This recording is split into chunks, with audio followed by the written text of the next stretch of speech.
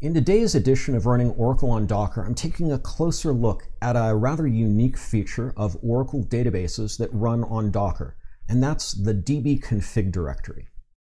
In an ordinary database installation, my configuration files for my database are going to exist in multiple directories.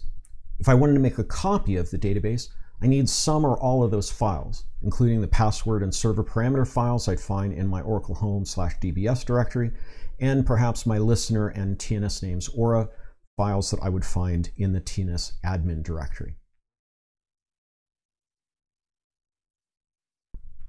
When you create an Oracle database using the scripts provided in Oracle's Docker repository, those configuration files are moved and linked to a directory outside of the Oracle home, opt Oracle oradata dbconfig.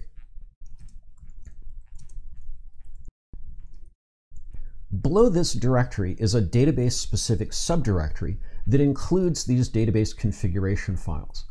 Oracle processes still find them because they're linked from their regular location to this directory. Why does Oracle on Docker move these files? Well, it centralizes all of the files necessary to configure and run my database beneath a single mount point, and it offers me the ability to clone and rapidly deploy Oracle container databases.